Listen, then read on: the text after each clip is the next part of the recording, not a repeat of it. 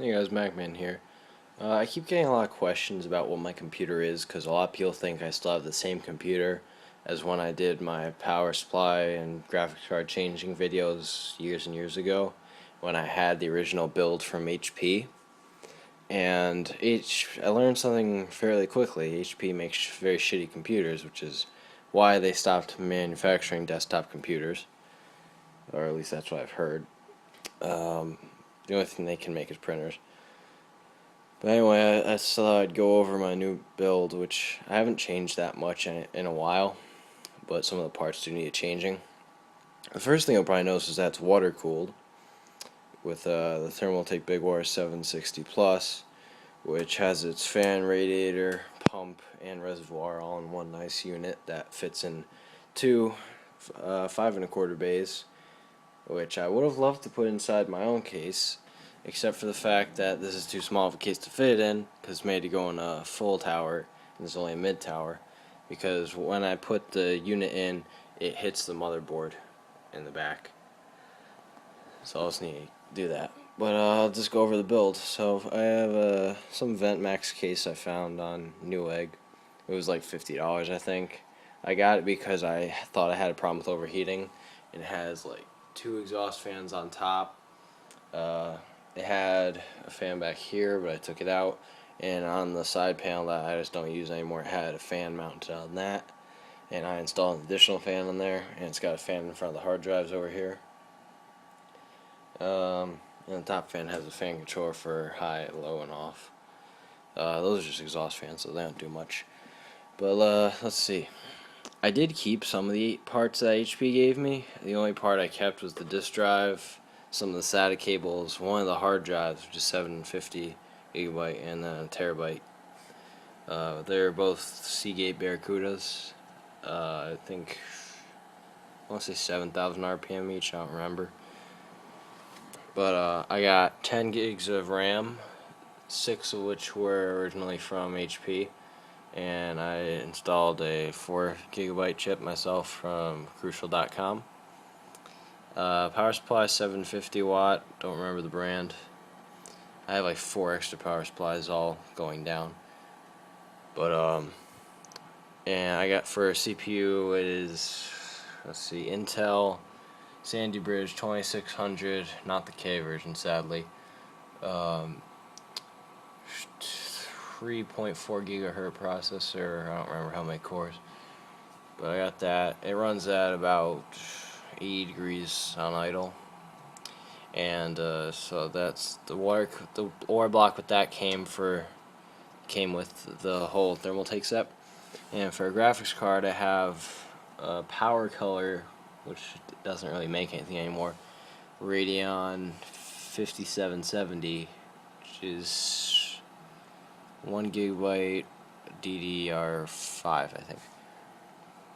But that's also water cooled with a block, and since the water block came with a mounting kit that claimed it was universal, but this graphics card's old and not normal, isn't universal.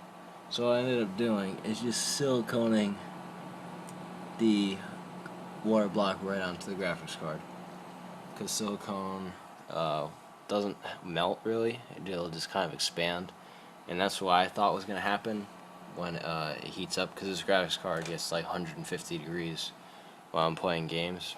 I thought that would overheat and it would just fall off, especially because it's got all the tension from the hoses on there, but it's actually held on there for a good solid couple months now. And these note cards are in case any of the liquid coolant drips out. I don't want to mess anything up, and if it hits the note card I'll know because it's green. And I also have 2 UV lights up there which make the coolant glow, and so the tubes, because they're all UV reactant. I'll show you the difference. Like, that's with them off, that's with them on. So I do plan to get a new case, NZXT Phantom Full Tower. Forgot the number, but I want to get one of those because I really want to have this fit in here. And if you'll notice, it's sitting on these styrofoam pads kinda. I found from just packaging. I cut them out. But what it does is because this wasn't obviously made to sit on a table. It was made to be mounted inside the case and not be touching on the ground, because the pump is actually mounted lower than the rest of the assembly. So if that touches the desk, it's going to vibrate really loudly, so that's why it's on these. It also allows airflow under it because the radiator's underneath it.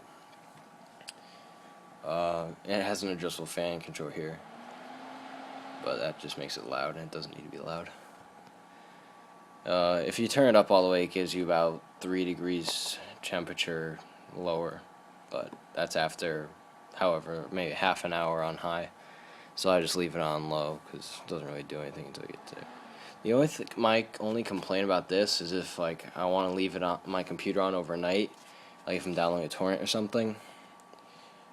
These are there's too many LEDs in this fan, and it keeps me up, or it just kind of, it's bright.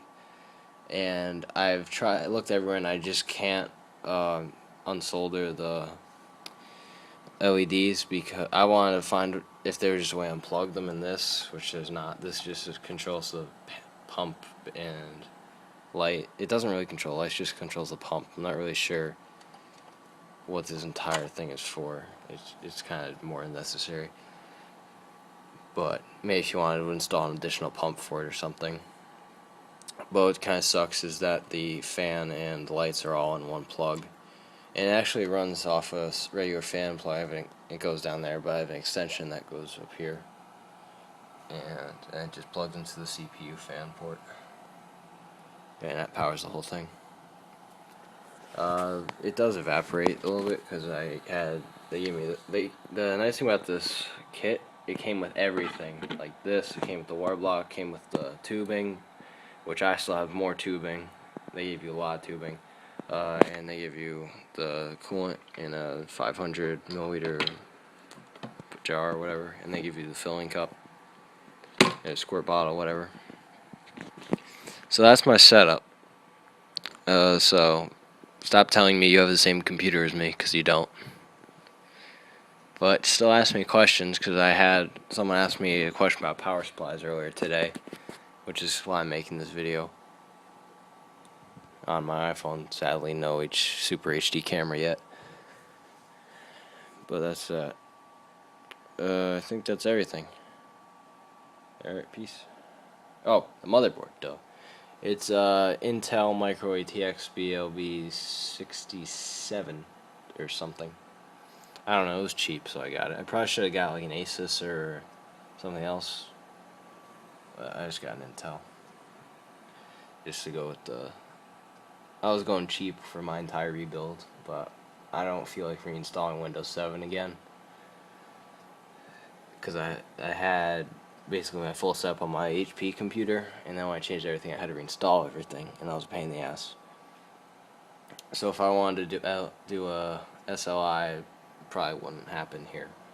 Unless I can find a PCI graphics card that is compatible from PCIe to PCI. But that's that. Alright, peace.